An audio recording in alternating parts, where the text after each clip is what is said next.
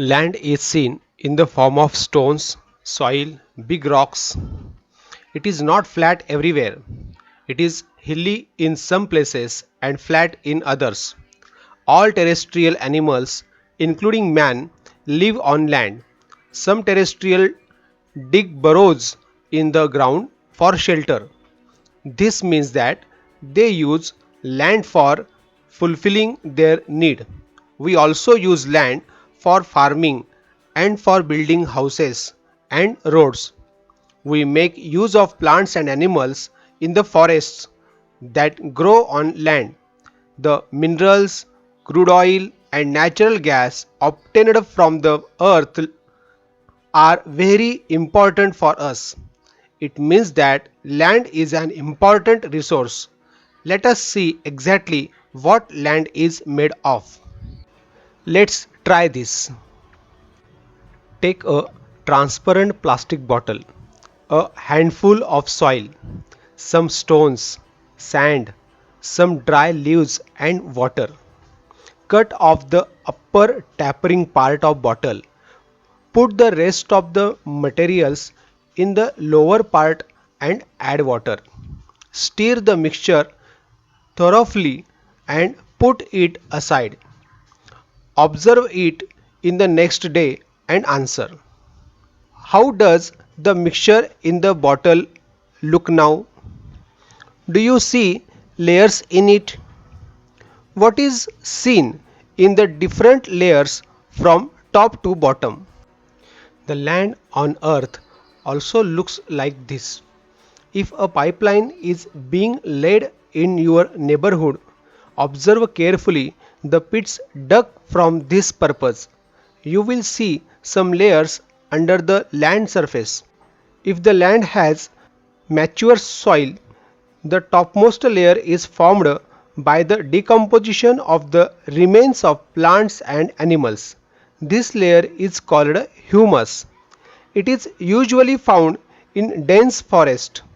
The land below this is full of sand, soil, small stones, worms, and insects. Soil and pieces of bedrock are found below this layer of land. This soil is immature. Further below this layer, the proportion of soil decreases and that of rock increases. This is the layer of bedrock. The main minerals in the soil are derived from these rocks. That is why soil in different regions is different. The color and texture of soil are both determined by the bedrock. The process of soil formation. The soil on the land is formed by a natural process. The abiotic components of soil are supplied through the weathering of the bedrock.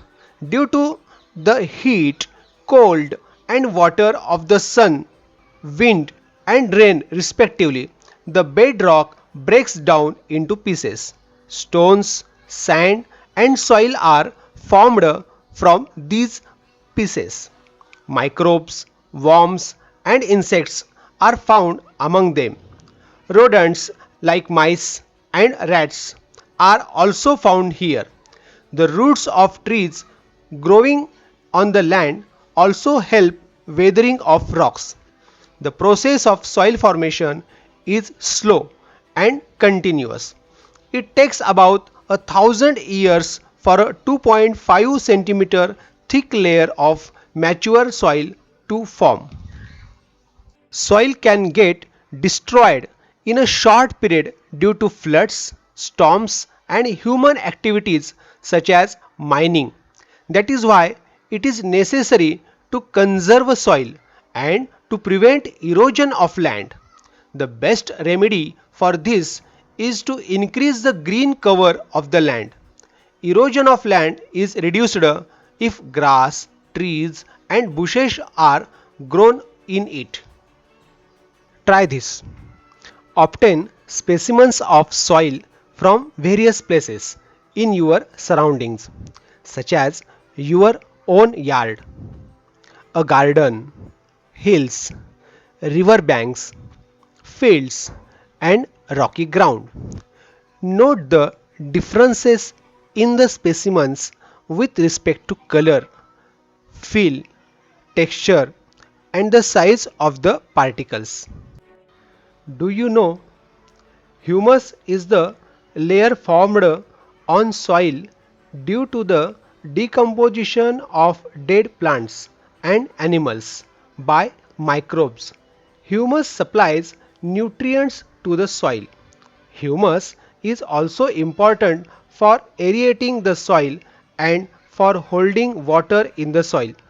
The proportion of humus in the upper layer of good fertile soil is about 33% to 50%. Forests on land got buried underground due to the great upheavals that took place on the earth many ages ago. After that, the process of formation of fossil fuels from the remains of living things took place underground. We get fuels like petrol, diesel, kerosene, paraffin, and other useful materials like tar and wax from the fossil fuel called crude oil. Living things use land, water, and air available on earth, and so does man. However, the portions of these resources that are actually put to use are very small as compared to the whole earth. Look at the following table. Land 29%, potable water or fresh water is 0.3%, oxygen is 21%. Even in these small proportions, the resources shown in the above table are sufficient for all living things. Only it is very necessary for man to control his greed.